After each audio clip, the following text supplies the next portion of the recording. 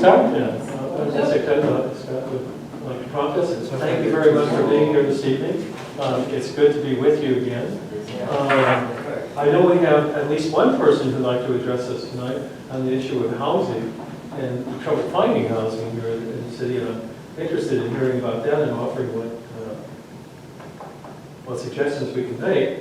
But why don't you start with the roll call? Sure. Franklin? Here. Gasker? Here. Gilbert? Here. King? Here. Paul? What? And JJ said it's important to me that it's not good. I'm not sure if Andre's going to be. You may be coming in. Okay, yeah, I just heard the Andre. Oh, you said Paul. I You would said add- all wet. Might be if the second round of storms come. Hopefully not. Are there any additions to be made to tonight's agenda? We'll just be under public. What's that? Adelia will be under. Yes, I'm worried. I suggest, I'm good to How's see it you. going? Thanks for getting here. That's what I assumed as well. Yeah. Okay, then I will ask for a motion to approve tonight's agenda. So moved. Is there a second? Second by Jordan. Any suggestions? No? Okay. All those in favor, please signify by saying aye. Aye. If you've had a chance to go through the minutes, I will ask for a motion to approve the minutes. And if you'd like to make corrections or insertions to that, please let us know.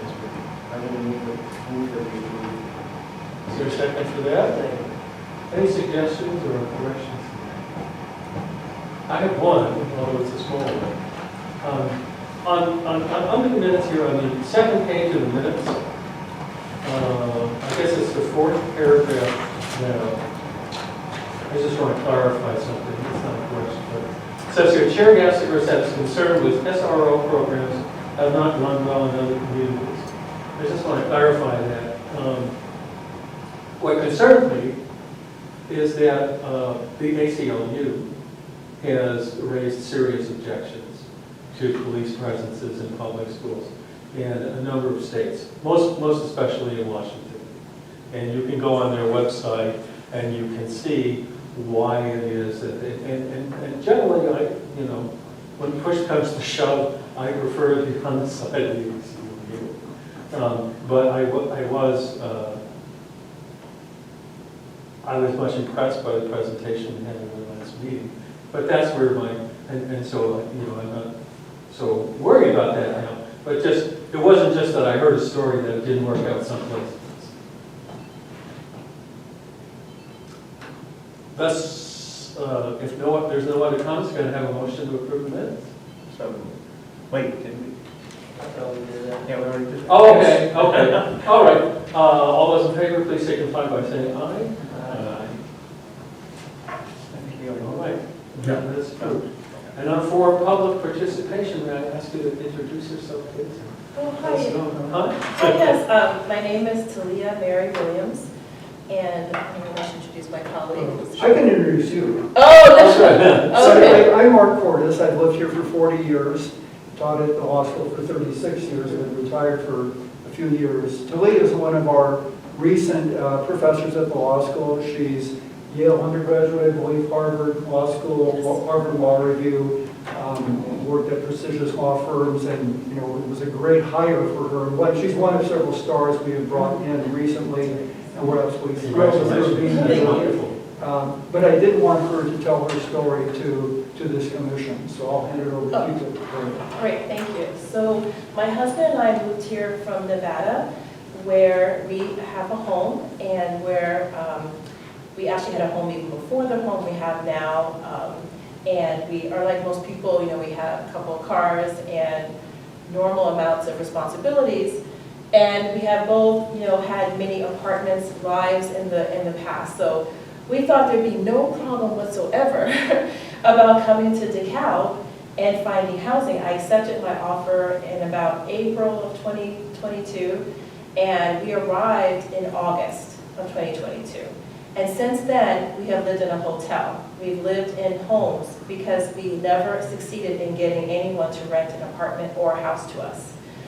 And we did everything you would think you would do to try to find housing. So we went to Zillow, we looked online, we asked people, we even went to a couple of realtors, and we were pretty much, probably 90% of the time told there was nothing, that there's just nothing available from August until now. I can tell you a recent development that's not quite all the way fleshed out, but that we might have a chance now. But until then, we had nothing. So we were told, oh, it's just a tight market and there's just literally nothing. And we went to, oh, I don't know, about at least 36 different inquiries specifically, and including ones that would just try you for all of them. Like, just put your, one of the here's the service of, rentals, and put it there. We tried even to get a college dorm. We tried to be in the dorm for college students who have families, and they said they had nothing. Well, the part that made me feel the most concerned about this, it was already very concerning that there's such a tight rental market, that you can literally be able to afford a place and still not be able to have one, is that in January we thought, well, maybe some things will open up, and it really is a hot market because of students and so forth. Some will graduate, things are happening. But then we applied for our top choices, which were furnished housing. It's a place downtown and some in Sycamore. And it's the kind of place I lived when as Professor Cordes said, I was a practicing lawyer at very fancy law firms. So I lived in a lot of these kind of rentals where it was like $3,000 a month, like in DC, and then, you pay rent for your car, another like $300 a month. And it seemed to work out though. It was easy. I'm like, we'll just do that. We don't know what we're doing yet. And then we were told that we didn't qualify. Now, even though the rent was only, I think maybe $1,900 to $2,000 for the one bedroom, which is just me and my husband, and they just said, you don't qualify. And we're so disappointed. What do you mean we don't qualify? Because I did the math, and I said, you have to have at least a third of your income. I had more than that. We have more than that. And they say, oh, well, either, you must have a criminal background, which I do not. I'm actually a judge. You have a certain thing you have to do to pass to be a member of the bar, and there's a criminal check. And it was just very disturbing, and I don't think it's my credit because, we have a very fancy truck that, I had to get credit to have. So it was a very strange, and that was every place we went that had places open up in January. They said, you don't qualify.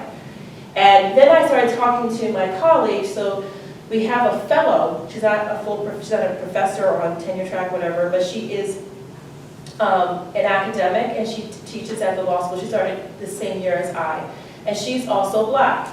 And she tried for the same places and was told she didn't qualify. And she makes a good enough salary that she also did the math. And she's done her credit rating more recently than I, has like an 800.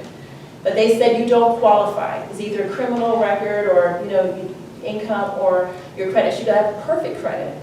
So then that led me to asking around more, and I talked to the provost, the assistant, I think she's associate provost, Janice Hamlin. And she goes, I can't believe this is still happening. I'm like, what are you talking about? And she says, this happened to me. I came, she said 10 years ago, 12 years ago, whatever. She's been here a while. And she says, I was not able to find a single place to rent. I ended up having to, in my first year, actually buy a condo because no one would rent to me. The one place I found that would rent to me was a complete pit. It was literal astroturf in the bedrooms instead of carpet for students who ruin things. And she goes, this is really horrible, and no one else. That was the only place. And she said, so the rent that you can buy, which is typically how this works, but not rent. And she told me another story about a professor who preferred to not be named, who's no longer at the university, who got one of those rentals at the place that we were turned down, who was told, don't worry about certain people being here, we don't rent to them. And she was able to pass for white. She was a very fair-skinned black woman, like my grandmother, who was just a little bit darker than our here on the panel. And she was very horrified by it, but having not been able to find a place, worried about outing herself, didn't say anything, but did tell, Hamlin. So I think that you have a problem here. And I don't think this is something that can be change just by, what we can do. Certainly from our perspective, we could try to do a sting or bring a lawsuit or, prove myself and the other fellow that why were we turned down? We're professors. Why would we not qualify? We have them, we can even pay, I can pay several months up front, but this is somewhat endemic, I think, to perhaps Illinois. Certainly it seems to be the case in DeKalb. I have a friend of mine who is a professor of law in Missouri. He told me I had permission to tell this as well. He actually ended up buying a condo in Chicago. He had the same thing happen to him where he couldn't find a place to rent in the nice areas of Chicago. Segregated is okay, but he wanted to be, nice area, area without urban blight and where he's a professor. And he had managed to rent one online where his name doesn't sound like a black name. That's the problem we have. Well, also Dr. Threet, because she has Angela Davis, like a quote. But anyway, they do look you up. I mean, even, they'll tell you even, like a place that I did manage to get one through, said, oh, I found this, oh, you went to Harvard. So they always look you up. In his case, he didn't have a picture up anywhere. They couldn't find him. He doesn't have much of a social media presence. When he met the landlord said, I'm so sorry, I made a mistake in renting this place. This is only a few years ago, maybe 2 years ago, my friend told me. And I need to take it back. I need it for myself. And he says, but you just literally just rented it. And he says, yeah, but you know what? I underbid myself. So I'm just going to take it off the market. He goes, what would you have rented it for? I'll pay you the whatever market rate. He goes, no, I'm fine. He goes, no, really, what would you pay? He goes, no. He goes, I'll pay you 12 months. I'll warrant you 12 months at your market rate. And the guy said no. So my friend did bring a complaint. He didn't follow up with it because nobody wants to deal with this. We're professors. We want to spend our time preparing our classes and writing our articles and trying to make tenure. But after he heard what happened with me, he says, I think I should go back to HUD because he had made a complaint against the landlord, and I don't know if he said he had to follow up because he ended up getting a job in Missouri at the law school there teaching instead of here in Chicago, so he still has the condo he ended up buying because he could not get a place in a nice area. So I mentioned this at the faculty meeting, and Professor Cordes was nice enough to say that we should take this somewhere else, not just say it here. So that's my story. That's horrifying. I'm ashamed of the community that would treat you in that way. That's appalling. I'm not sure, I may have misunderstood something.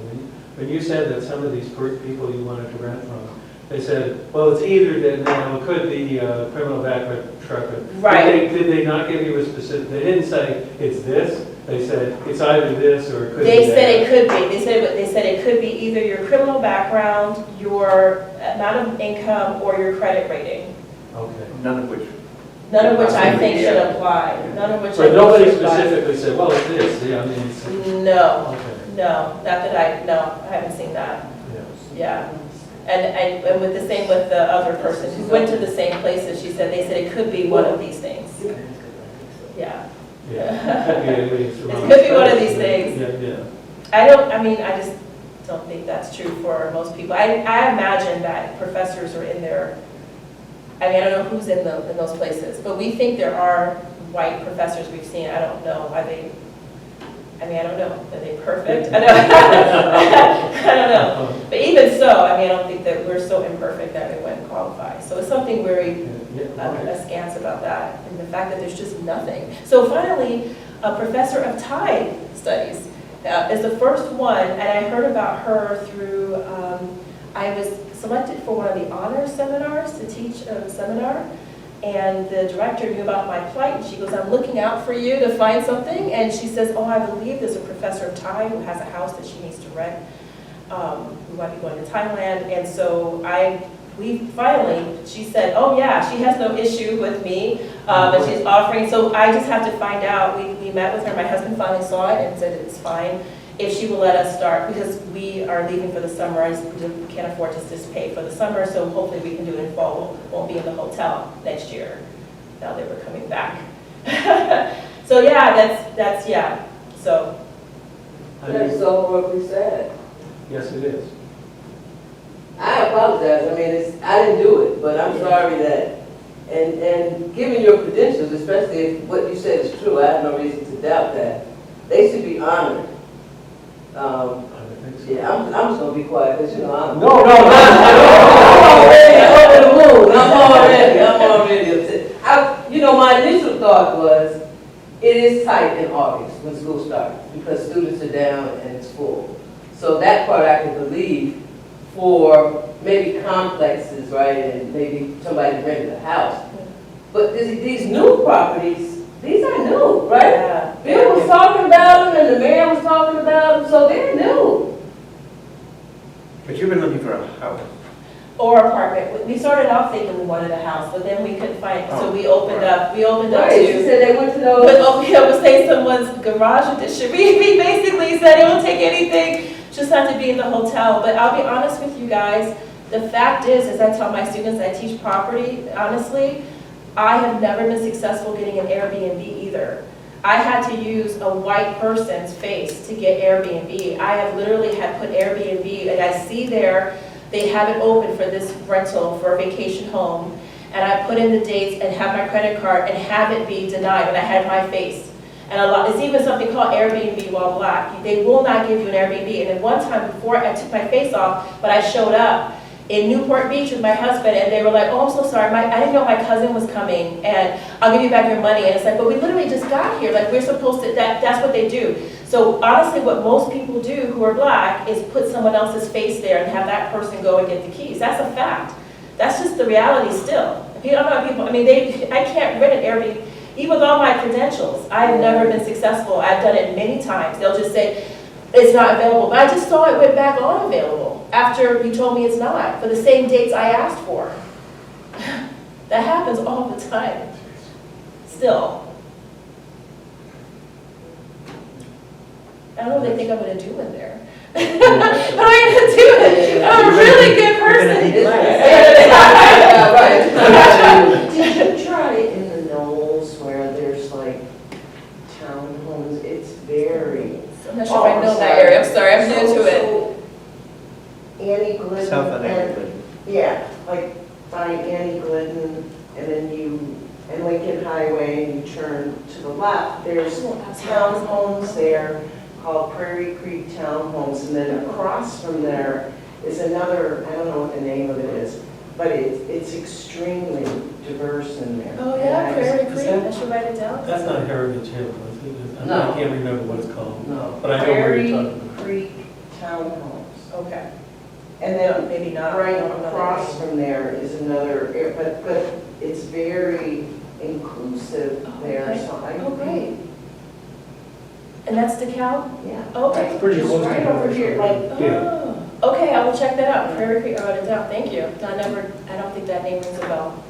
Last I will also speak, I mean, I have friends that are in real estate, I'm happy to, speak to them on your behalf, but that doesn't solve a systemic problem. There you go, sir. Yeah. Right. Yeah, I mean, No, I mean, of course not. but I love you to help solve. Oh, no. Yeah, I'll take it. Yeah. You know, this is, I don't mean to go off on a tangent here, but one of the things that we try to do is when we try to recruit people of color to teach in our public schools or to teach at our university and so forth, we try to encourage both the school system and the university to have some kind of orientation where you would have a chance to meet other people of color and say, where can I get my hair cut? What's it like to live here? How's it going to be for my kids in school? I mean, also, people sometimes come in for an interview, they get off the tollway, they see a room full of white faces and say, thanks very much, we'll be in touch.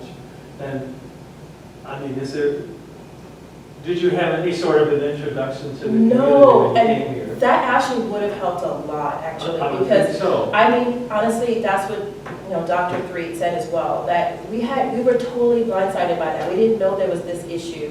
She had an incredible amount of time, same situation, tried everywhere, no one, can no qualify, or, there's nothing here. And I think that, as well as like all those things you say, like, yeah, we're gonna get your hair done, where are things that, typically you would find in more diverse communities that's not here yet, that would be helpful, absolutely.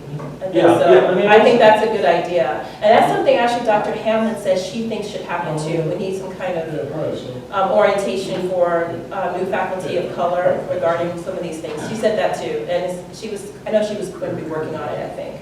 I hope Once I so, told her, because yeah. we have put together, we did work on creating some sort of a resource guide that we gave to, we put that together, and I don't know whatever happened to it. We passed it on to the university where you could find out, for Oh, instance, great, yeah. where you can get your hair cut, and they Yeah. have this kind of food. Oh, yeah, At well, this grocery university- store, they have this. that. University used to have a NIU one book, but I learned this year that they're not using the one book for students, and I imagine for staff.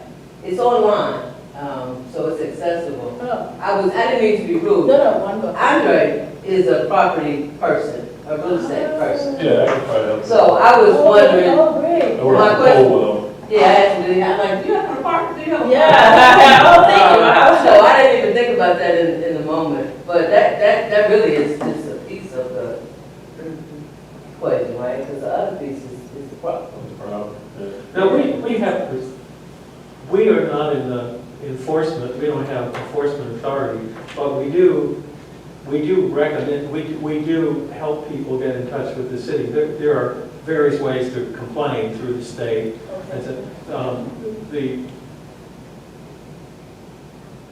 And Norton, you may be more astute about that than I am, whether it's the EEOC or, but we've had people, Well, we've there's had people that have been Illinois providing housing. Illinois Department of Human Rights that takes cases, but as was mentioned, it's such Yeah. a nuisance I'm to sure it is. pursue it. I wonder, we've been meeting with the Landlords Association, and I wonder if we should invite them back. and Oh, talk about absolutely, this and we'd issue. like to invite you back Yeah. as well, because if this is a systemic problem, and I think it needs to be addressed, yeah. I would imagine that we would invite the mayor as well, because I think the mayor spoke about this new property and Bill about the new properties that are going up and how wonderful everything is going to be. And Yeah, I'm clearly- sorry, they're usually here. Right, and It's election day. clearly, it's not that. Yeah. It's not that. And so that's super problematic.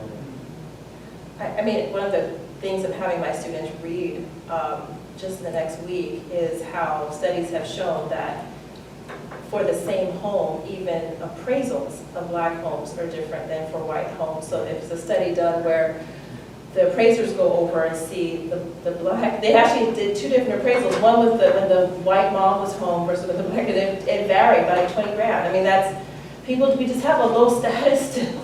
And so people in a nice place with, you know, they don't want somebody they think is going to make it low status, I suppose. And I don't know why that's still happening, especially in a college town. I've never had this happen. I mean, as Professor Cordes said, I mean, I had no problem getting a rental place when I had less money. And, you know, in near Boston or in New Haven, and I lived in I didn't want to live in crappy areas there either, and I never had trouble. But here in DeKalb, I do, and that's why I think there's something about here that's not maybe connecting. To sort of connect with what you're saying too, I've not heard about this in DeKalb, I've heard about it elsewhere, where, for instance, if you were to sell a house, you know, where real estate people might tell you, well, we're going to take the family photographs off the walls Yeah. before you show it, before the agent shows the house. Well, this is shameful, and I think, I mean, Andre is a great resource. I mean, if for some reason Andre, I might be able to speak to someone, but I certainly would like to invite you back. I mean, we have everybody here, Thank you. and have the mayor here, and also the landlords associations to try to address this in a better way than us just saying it's all right.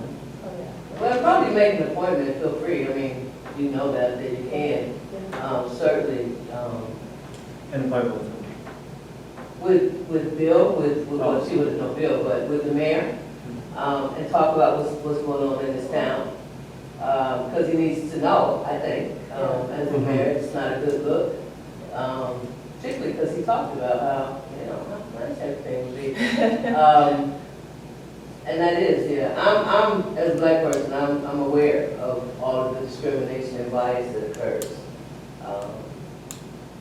And I'm just shocked. I mean, I'm not shocked in DeKalb, I'm shocked at this point, you know, at this, yeah. Yeah. Did you have trouble when you rented? You know what, I read a million years ago, and it was probably. Should have been worse. Well, no, Really because not. the pendulum goes back and forth. And so I read it probably 95, and it wasn't so horrible then. But now it's back to horrid. And it doesn't, unfortunately, I think Martin Luther King, right, talked about the arc that bends. Well, it bends, but it bounces back, and then it bends again. Yeah. And a lot of that has to do, I think, with administrations, local and national. And in terms of what people feel comfortable doing and expressing. And it may also depend on the market. If they think that the market is tight, they can be more selective. And if it's not, then they just are happy to get whoever they can. So I think there are a lot of factors that impact that. I am livid inside. You have no idea. I just think it's horrible, and not because I don't think that it can't happen in DeKalb. I really just thought that we were putting forth this effort for it not to occur, and for it to occur. I don't make an appointment with the mayor. Oh no, Get him back here next meeting. I think that's a good idea. Yeah. I will, of course, extend, well, first, I'm very sorry I let you go through. My name's Scott, I work in the city manager's office, and I'm the liaison to the division, so I'm very sorry what you went through, and we'll extend these invitations. But in addition to invitations for people to come and speak, you guys are more knowledgeable. Oh, I'm sorry, before I get to that one, I had an idea that you were coming, and I talked to our community services director. She gave me the stuff that you know as a lawyer about HUD and the Illinois sources. There was also, if there's evidence, there was a suggestion to go to the DeKalb County State's Attorney and ask if the State's Attorney's Office would be interested in prosecution. So aside from the obvious resources and the State's Attorney and bringing the mayor, is there anything the commission can do? You were talking about a guide in the past for orientation. You know, is there something the commission has done in the past or could do to help the problem? Because, you know, the mayor is very dedicated to our belonging initiative and dedicated to fair housing. But there's only so much a city or a mayor can do. Is there anybody the commission can help? Is there any initiatives we could undertake? A guide, find that guide, update that guide. Oh, yeah, I've got it on my computer at home, I can Okay. send it to you, that's not a problem. Joe, Sure. did we just do it? We just did, yes, and I handed it over to the university with the understanding that it would be distributed. Do we know who you handed it to? Do you remember? Somebody had been on the Andy Clinton North meeting. Joe, can we take it to like the Realtor Association? The guy? The I gave it to them as well. They had- Yeah, I gave it to them as well. I'm happy to bring it back. Does it talk about discrimination? Are we talking No, about it the just tenant? talks about, it Are we just talking talks about about the tenant? multicultural resources. Is this the tenant landlord handbook? It's a tenant landlord handbook, Okay. yes, but it has a guide to, Okay. diversity in the town about where to go for this and so forth. It also has a listing of all the social services and what kind of help they provide. As well.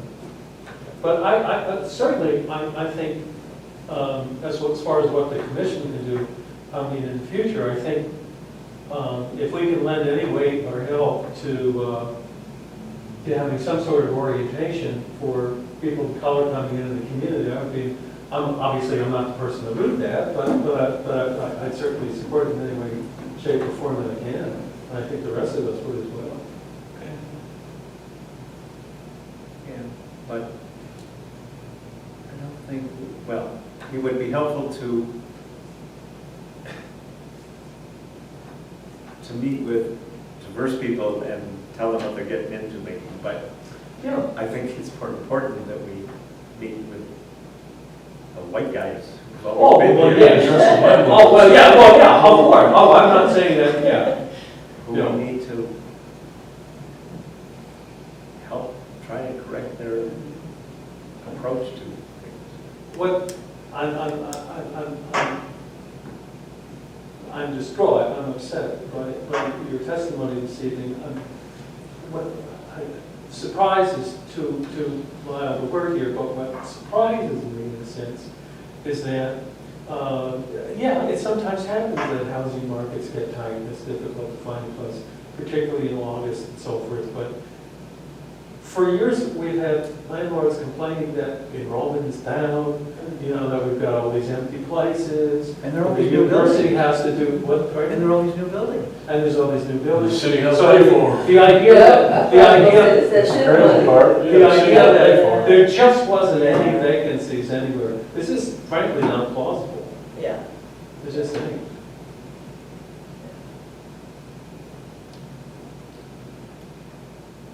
Well, to be continued, like I said, at our next meeting, we'll certainly ask representatives from the Landlords Association to be here. And we'll also invite the mayor and city manager. And if any of the rest of you would like to suggest other people that we have that meeting, I think that would be a good idea.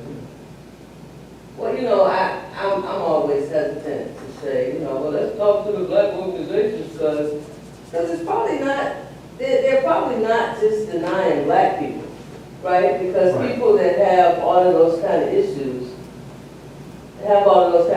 with a variety of people.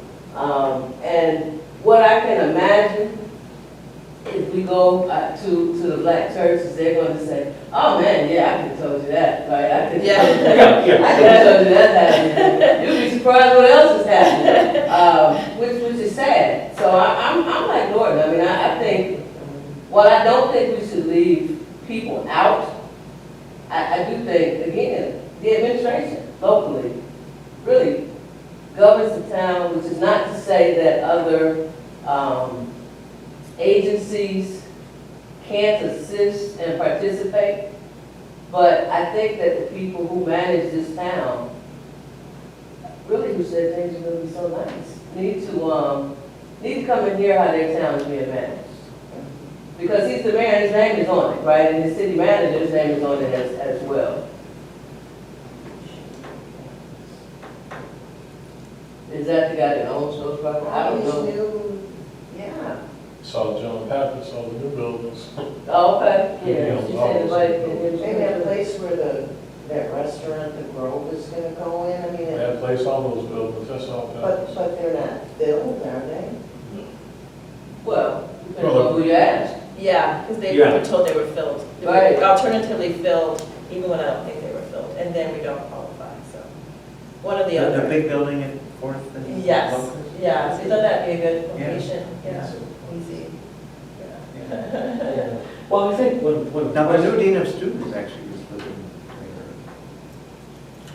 He's black, yeah? No, he's No? not. He's like real cool though. He's real cool, like you might think he's black. He's Look not. over that. Yeah, Rochelle, that's his name, yeah. And you know what's funny about that? So I'm currently writing a paper to be published at University of Tennessee Press on how, because my husband's a chef, so this is kind of how the interest came about, on how food purveyors actually helped the civil rights movement. So basically how people would sell chicken sandwiches. In fact, Martin Luther King said the Montgomery bus boycott came about because of Georgia Gilmore's fried chicken. Because of her ability to raise money from selling sandwiches to have a fleet of cars so they didn't have to take segregated buses for over a year to bring them to their knees to say, yes, blacks can sit where they want on the bus, and many other things. And there's a lot of examples of that.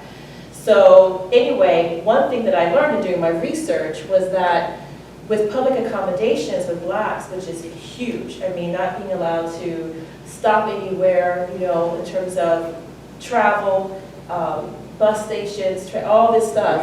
Yep. It's really entrenched. I mean, if you read my paper, you'd be really surprised. But one thing that some blacks would do, especially if they were a little more light-skinned, if they couldn't be light enough to pass for white, they would pretend to be Indian or Sikh. They got better treatment. So they wear just a black turban. It's a whole history of this because they were considered less offensive. So sometimes pretend to be Mexican, sometimes pretend to be Indian. Because although Indians had a lower status, it wasn't as low a status as African Americans. So they would wear a turban on their head and get on a train. Yeah, there's a big thing about that. So that's the funny thing, you know, with these, with all of these intersectional issues of you know, status and ethnicity. There's a lot to it. And so it's just funny because to come here and writing that paper and then I'm actually seeing it, it feels like, it's like, whoa, I guess I was meant to do this then because I'm really seeing what that's like a little bit, so. Sadly. Yeah, sadly. I mean, at the very least, and this is not, and this is at the bare minimum, and I don't know, you know, whether this is in the landlord tenants ordinance or not. At the very least, I think that you should be given a specific reason. I just don't think it's tenable that somebody could say, well, it could be this, it could be that. Right. Because that is, Yeah. that's anything. Yeah. That doesn't mean anything. Right. That's a good one, yeah. Well, I mean, if somebody would say, well, I'm Yeah. sorry, your credit score is this, that, Yeah. you could dispute that. You Right. could say, no, it's not. Right. It's actually this, or Right. whatever else it happens Right. to be. But if somebody just says, well, it's something, that's, I don't see how that's permissible. That's true, that's a good one. And that is something I think we should talk to the landlord association Said Ruth Dalma? about. Yeah. Dara, DeKalb area I don't know. Realtors Association, I think, Yeah.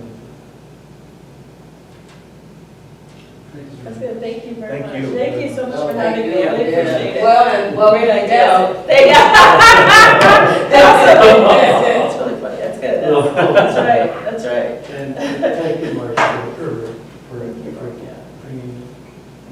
Appreciate it. Look forward to just meeting you all again, thank you very much. Yeah, so we hope to see you again. Yes. Yeah. So- Yeah, we'll stay in touch. Yes, please. Okay. And So you have a- you're welcome to stay for the meeting, but Yeah, don't leave I can get without it. without You getting got a card? your I information. don't have a card, can I get, do you have one, can I? I don't know. You can write it down or I can get it from you, correct? You'll like, I can email you. Should I? Well, no, actually, I have just marked, but Let me, Yeah, but yeah, would you, yeah, can we, is that what to, yeah, okay, great, thank you. And you're gone in the summer? Yes, just for the summer. She's probably glad to get out. Yeah, oh, yeah. Let's hope to come back for the students, right? I would say so. Yeah. She might go someplace else and they love her and say, oh, please don't ever leave. I Are you a summer night? Like, just back in Go home. yeah. I worked at the university, well, I taught in the English department, but I also, for a number of years, sure. Okay, great, I gave it to him, he said he'll get Okay. it. Okay, I'll great. get it from you. for a number of years, I was program coordinator for the honors program, so I'm delighted you're teaching us. Oh, great, thank you, thank Thank you. you. Oh, thank you. And a pastor, so you know the pastor group, Acorn, is that what Thank it you is? so much. You You know, all just work with housing people, right? yeah. Okay. Joe, my daughter Julie has a really good friend of Tricia's, so. Oh, wonderful, Are Mark. they, Michael and Tricia married now? Yes, they are. Yes, they got married over the Labor Day weekend. Well, I heard that was coming. Yes. Well, congratulations. Oh, thank you very much, Mark. And say hello to your lovely wife for me. I will. Look that up, okay, we'll do, thank you so much. Thanks.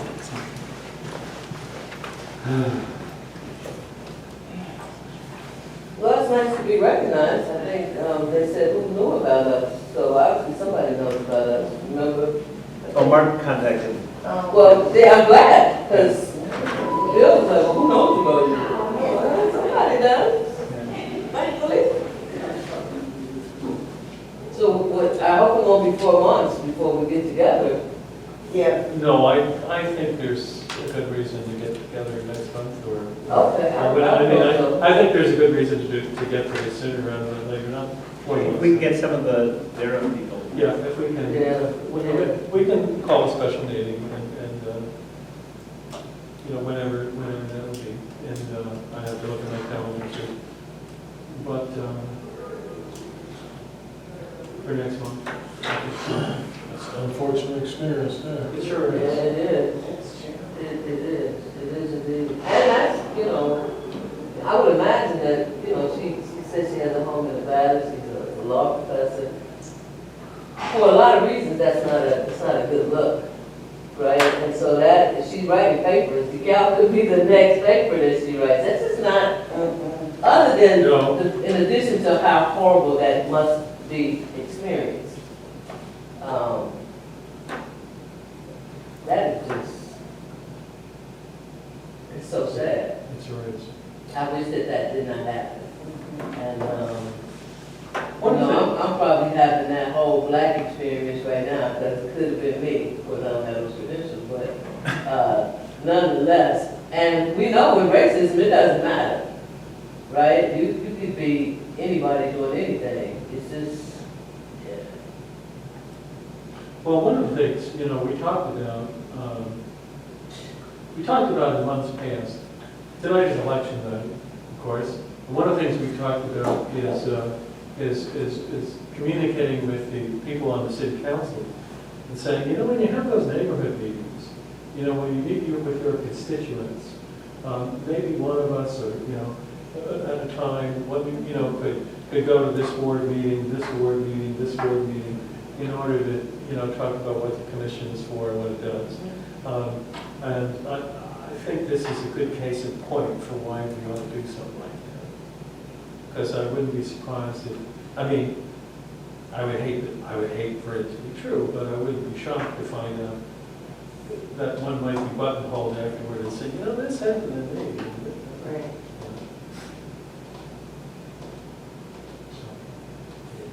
We had, in our discussions months back, we talked a long time about conversations in the Annie Glidden North neighborhood, now that those properties have been knocked down, that people in the neighborhood were being asked about what they wanted to see there and so forth and so on. And so I just asked for an update on, Before, Lynn, did you have a comment for public participation? I'm sorry, I didn't even, Yes, I do. oh, well, pardon me, I'm sorry, you were so You know, quiet. the story here was so compelling that I understand why everybody wants to talk about it. I was reading the meeting minutes, and so I just had a comment about that. So it says in the meeting minutes, and I feel that that my comments were summarized very accurately. And, but there was also a comment from other commenters saying that they disagreed with my comment that, that the state was putting pressure on the schools not to ticket children in the schools. And I guess my comment is I can't understand why the school was not informed that it's the policy at the state level now, the State Board of Education, not to ticket children in their schools or on school premises. There was an immediate reaction from the governor. There was an immediate response from the Attorney General, who began investigating racial disparities in this ticketing and found it. And there was a promise of legislation as well. So maybe my use of the word pressure was incorrect. However, I am really hopeful, and I really hope that it is not still happening, because, you know, our state leadership was horrified. I know I was horrified. And, but that's still in the contract between the city and District 428, that the school resource officers can still ticket at their discretion. And that's something I'm going to try to keep an eye on, and it's something that I wanted to pass on to you. I guess I'll stop here for now, except to say that I really missed you, that you were gone for 4 months. We need you. You're the conscience of the city in a lot of ways right now. Thank you. Thank you. Thank you. I think, I can't find it, but I thought in the minutes, someone said it does happen. I mean, they were saying it doesn't happen much, but that wasn't The chief is quoted as saying that it would be disingenuous for him to say that no Yeah. one's ever been. Right. So that's So I sort think of that's. a wiggle way to say, yeah, it's happening. Maybe not as much, but. I think I saw someplace in the news recently where, and I don't, it was not in Cal, because clearly Cal's not making the news like that, that there are officers, and they go to the homes of students if they want to do a ticket, that it's not happening in the schools. Yes, that's the latest. Okay. There recently, city council, somebody was doing a review of how the new SROs are working out. And it was said, okay, they're not ticketing in the schools. They're asking the parents to bring their child here to the police station so they can ticket them when they see them. Oh, here in Cal, that's what they're Oh, doing? yes. They're taking the students to the police, have the parents bring them to the police station? Yes. That's like saying nobody ever dies on Disney property, because some people Well, have died, that's they right, take it that- off that- the that- property. that's- Right. Wow. So there's always a little workaround. That's what they call workarounds. Well, thank you. Thank you for your comments. Did you want to update us on Sure, if you'd like to move to that item. the, yeah, see if we can. So the best, this is very timely. Sorry. So the best update as far as where we are at with the L, which is the over 4-acre piece of property on the northwest quarter of West Hillcrest and Blackhawk. The most comprehensive update was given in January at the city council meeting, when the city council gave approval to release the RFP. And the RFP was developed with input from the community. Both, there were 2 listening sessions held by the city council, but then Opportunity to Cal held a series of listening sessions. And to save paper, I didn't print their entire report. But I will tell you that according to it, residents and NIU students were recruited to participate in focus groups via communications by Opportunity to Cal. Those interested in participating in the focus group completed an online form and indicated their contact information. And there was a discussion guide developed by the NIU Center for Governmental Studies and the Opportunity to Cal board. They wound up holding 4 focus groups, August 31st outside the NIU Nursing Building, September 6th at New Hope Missionary Baptist Church, September 7th at University Village, and then also September 7th at Cast Iron Cafe or Coffee. 34 residents and NIU students participated in the focus group. In addition to the notes taken during the groups, all groups were recorded. Dinner was served at each focus group, and a $25 gift card to a local restaurant was provided. Each focus group was about 75 minutes in length. So 2 city council meetings with listening sessions. This effort by the Opportunity to Cal board resulted in a list of 12 items that the community said they would like to see located on the L property. They're listed there on pages 1 through 12. And for lack of a better word, the neat point was those were actually listed in the RFPs. So when the city put out its proposal saying we're seeking proposals for what developers would like to do with this property, they got the 12 reasons that the community came up with that we're looking to do. And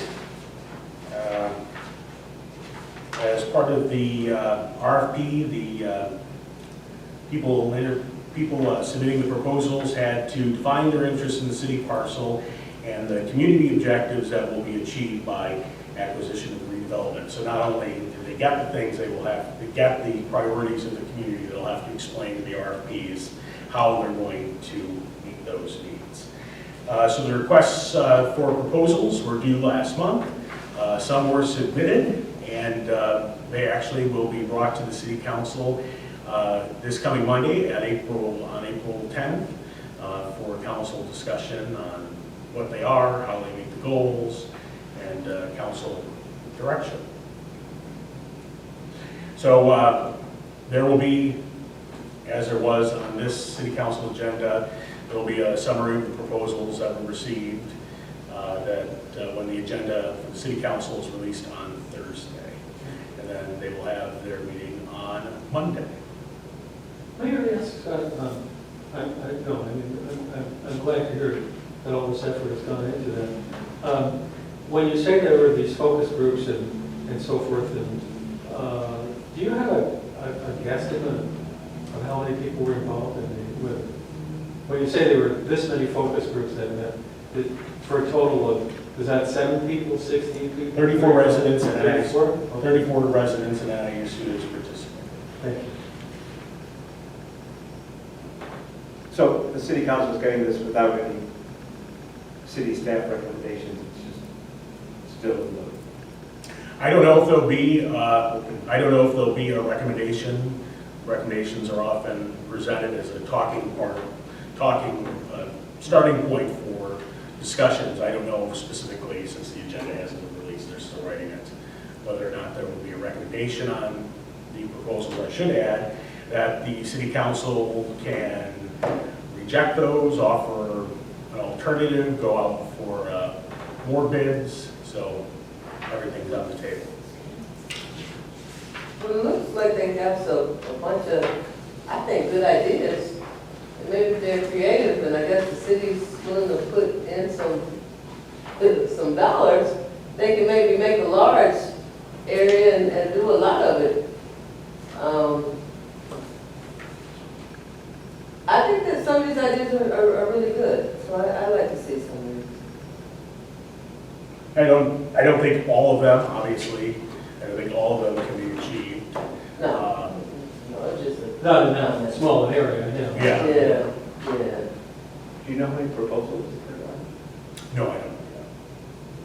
What is an on-site storm water detention? Whenever any development is done, one of the first things people start worrying about is floods and storm. So I think that was just to say, whatever you do on that property, you're going to have to do the storm detention. Okay.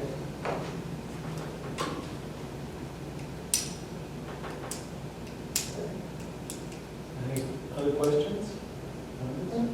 Thank you very much. So, yeah, so I encourage you to, and I can send you the link to the city council agenda when it comes out if you'd like on Thursday, and we can attend, you can watch the meeting online, so let's see where the discussion goes. Thank you. Just a comment, you know, with so many things, you have meetings, you have the North Annie Glidden group, all 3 groups or whatever it was, met, and then nothing happened. So this is very exciting. That's Something actually might. Well, that's what, my concern is that, I don't know how many, it's difficult sometimes to get people to participate in discussions of this kind, because the complaint that one hears is, oh, we did that 3 years ago, and it sat on a shelf, or we did that 10 years ago. Earl, we've been doing that at Southworth and so on. Mhm. And, you know, people lose faith when that happens, you know.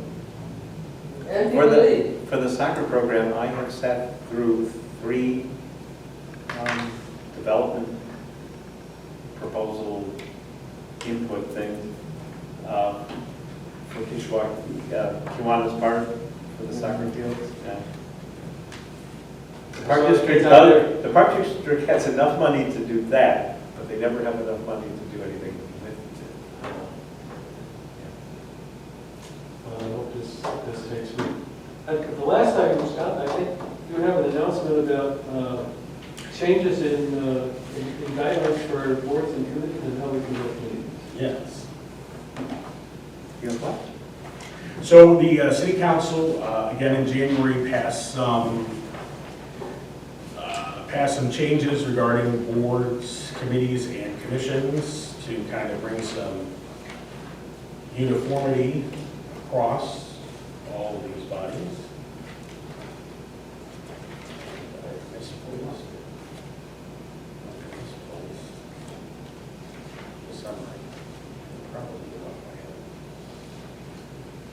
Well, I know 2 of those. I think there were 3.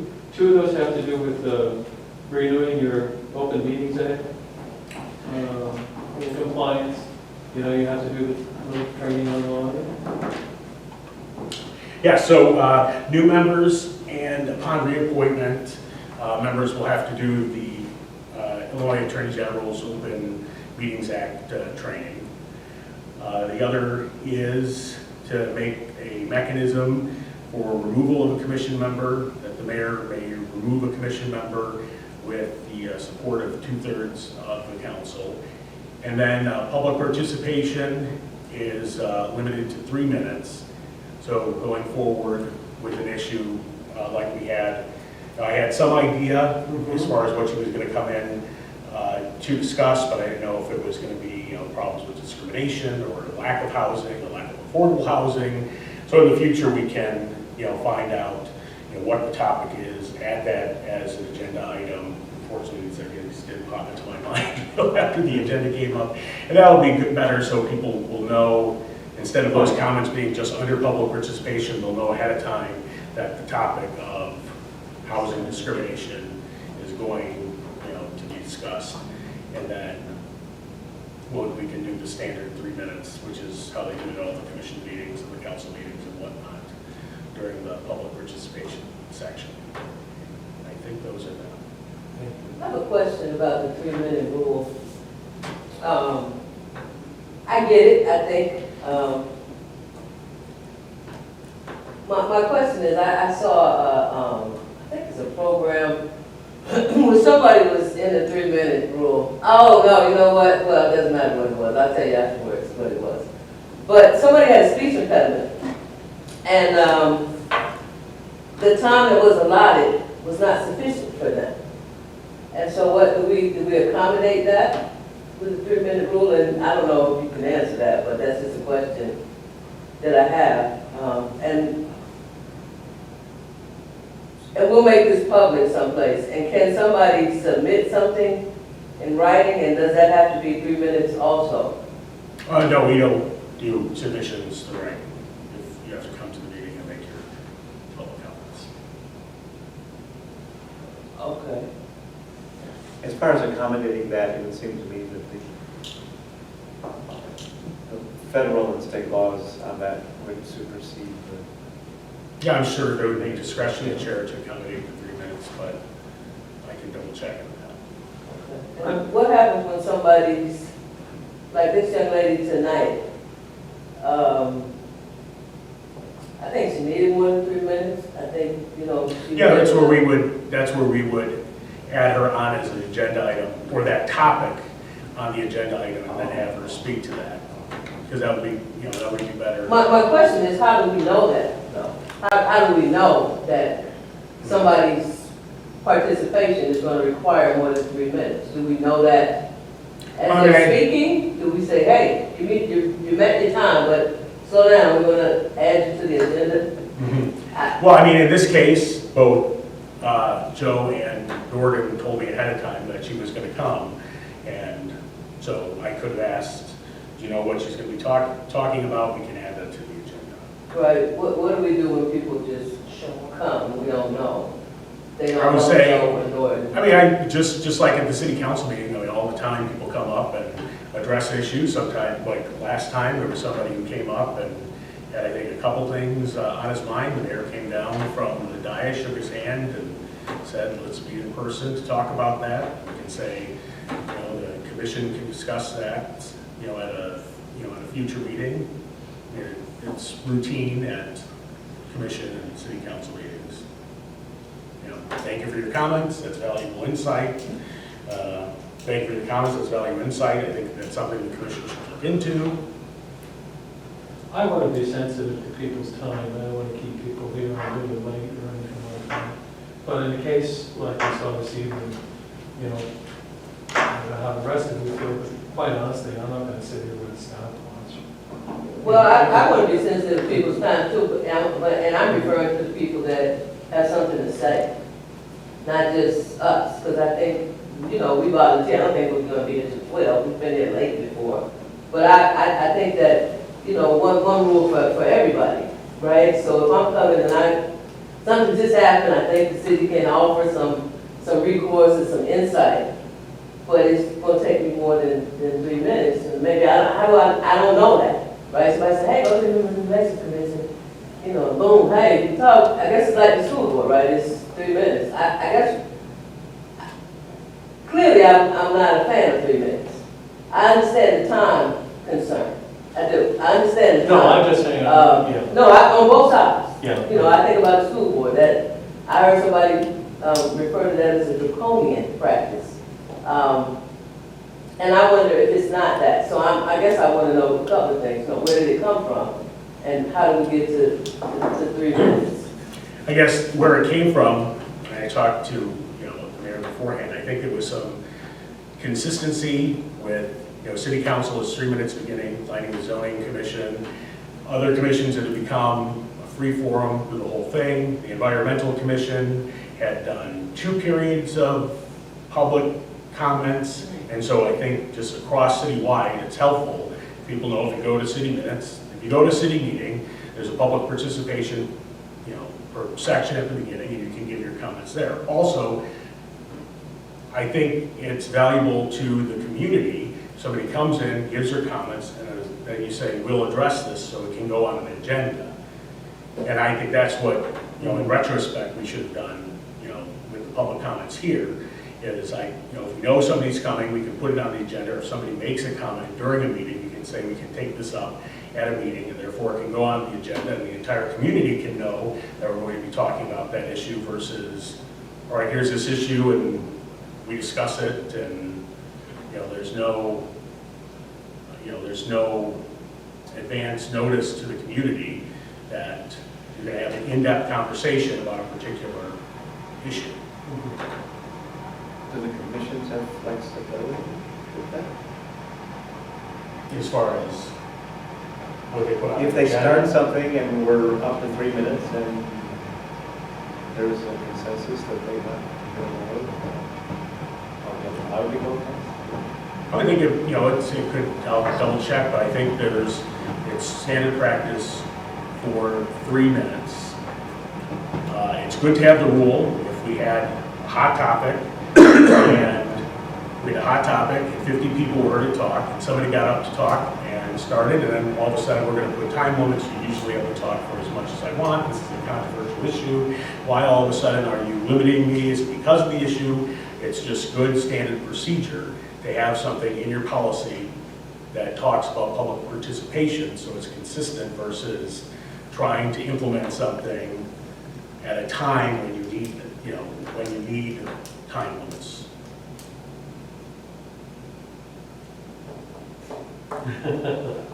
I'm not happy about it, but, So I'll do what I can, but. What would you do in that situation if we had 50 people here? 50 people, I'd say, well, we have a lot of people that want to address this issue. And so I ask you to keep your remarks to this length of time. If you know, I would do that. If we have two people in the room and we have commissioners that are you know, want to ask directly, did you try this, did what, then what? You know, I mean, you know, as I understand it, the rule is that people are supposed to get up and they're supposed to talk for 3 minutes, and then we say thank you very much, and it's, I'm concerned that as Lisa is, that maybe people don't get to finish their statement, but more so, that Lisa doesn't get to ask this person anything, or Nadine doesn't get to respond to this person at all. So I'll look into the flexibility, but I think it is still good practice to have a rule that you're not inventing on the spot, should a rule be. Yeah. Well, it sounds like if we know in advance, we should definitely get it on the agenda. But I'm not going to, but, you know, parenthetically, I mean, I'm not going to say, no, Nadine, you can't talk to her. You can only talk to us. Good luck. You know, I'm not going to do that. Or- Yeah. Well, and that's my, I think I share your concern as well, Joe. In addition to, sometimes there are people here with saying the same thing, right? Maybe not here, but I use the school district as an example. And so I get it. I get it. I don't want it to be, I don't want anyone to think that I don't get it. But I also wonder, you know, are we getting to a place where everything is just so standard, right? Everything is just so standard that should somebody come in with an extenuating circumstance or a situation that requires non-standardization, you know, are they getting the short end of the proverbial stick? I guess I would go back to, there's a benefit to the community to take the 3-minute comment and then place it on an agenda so the entire community knows there will be a broader conversation happening around that topic. Well, I think that's that's a perspective, right? But I think, given that we haven't met for 4 months, that could also be a possibility as well. And so when you prolong it, you know, delay is not always denial, but delay does say something about the importance of what's occurring. And again, I'm just a community person. I live here. I'm just sharing my view about the 3 minutes. I get to do that. Sure. Yeah, I don't have to agree with it. I didn't vote on it. You were looking at me for. Well, because you said it. Yeah, you said it. So that's why I'm looking at you. So I can look at Nora, but Nora didn't share it. So please don't be defensive because I'm looking at you. I don't think you came up with it. You're the messenger. I'm just sharing. Right, you're the messenger, and I'm the receiver, and I'm just sharing my thoughts about it.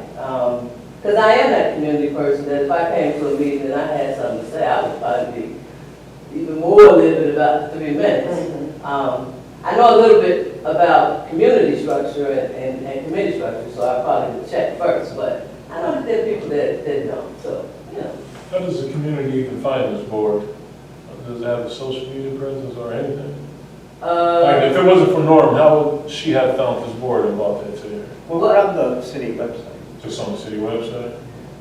And I think there are people in the community that are aware of the Human Relations Commission, and they share it with other people. So I don't think, you know, There's a lot of people that's not aware as well. well, there are. And, you know, as long as we probably don't meet regularly, then it's harder for them to not know. Well, I think that part of it, reaching out to the people on the city council when they have neighborhood meetings, so that, you know, Yeah. we can take turns going to those things and say, did you know there is such a thing? Yeah, there's a lot of people that speak. Yeah, I think that's what that's. But we used to do outreach activities. Yeah, over the years, we've done outreach. They haven't been very Yeah. effective, but we've done. What we've done, and people knew, and people have come, so, you know, kind of like most things, people find out, where can I go? When people have a problem, they start asking, or when people have a concern, they start asking, who can help me, where can I go? And people Let's start. ask about social media, that's the best platform. Well, I will say this, I think that a lot of young people are familiar with social media, but there are a lot of other people Mhm. that aren't. And so they find out information in other ways. Social media is good, but there are even people that are young that don't do social media because of the downside of social media. But I do think social media is a valid medium to put yourself out there, promote yourself. So any further, is there any further issue to come before us, before I ask for a move to adjourn? I move we adjourn. Second. All those in favor? Uh, Thanks very much.